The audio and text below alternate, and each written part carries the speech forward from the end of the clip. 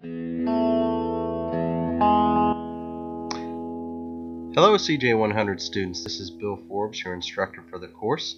I look forward to getting to know you over the next several weeks and hope you find the class interesting.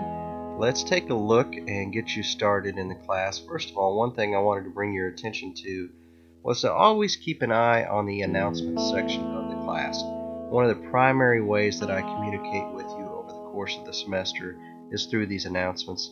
As you can see in this example here, you can tell whether or not you've read an announcement because whether it is bolded and it shows a little envelope to the left that is not open, that means you have not read that.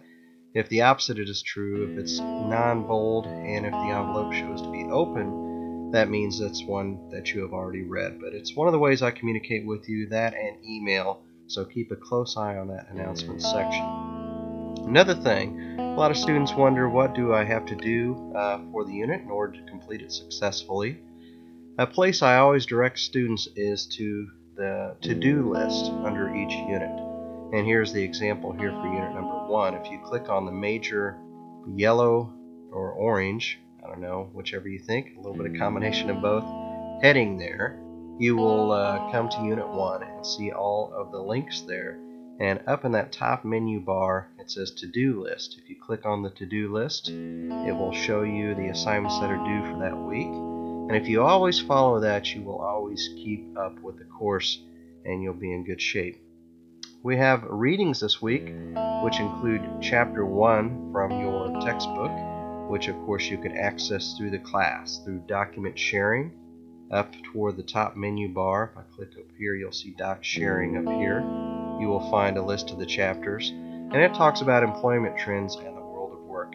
So make sure to read that prior to our seminar. It is important because we will talk about the readings once we get in seminar this week. You also have a couple of discussions. First of all, there's an introduce yourself thread, so make sure to go in there and talk about yourself. There's a list of questions that you're required to answer there, so make sure to hit all of those.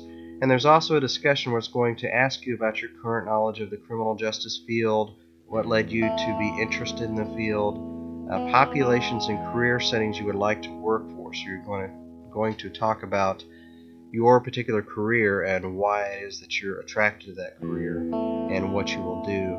And you'll also finally talk about what opportunities you think will open up to you as a result of pursuing your college education, which of course is what you're doing. So here's how you respond to the discussions.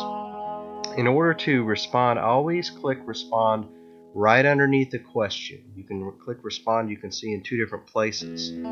Where the red arrow is right under the question, and where the green arrow is right under someone else's response. So you're going to always want to post your own response in order to get credit for that, and also a reply to other students, which is where the green arrow is as well.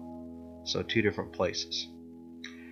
For your discussions, and we'll cover this a little bit more in seminar, you will be required to post a minimum of 100 words, which is a medium-sized actually paragraph. Normally you'll have to post more than that in order to hit all of the requirements for that particular question, but the bare minimum is to post 100 words. Watch your grammar in your posts. Relate it to your readings if at all possible. Usually you'll find a way to do that. Use critical thinking, which means use some good forethought and look at the question from a variety of angles. You'll have to post on 3 different days a week. So you'll have to post your initial response, and you'll have to reply to 2 different other students at a minimum, and you'll have to do that all on 3 different days a week. You can certainly post more than that, but that is the minimum. We also have a seminar where I'll cover more of this information, so if you have questions, they may be answered in seminar.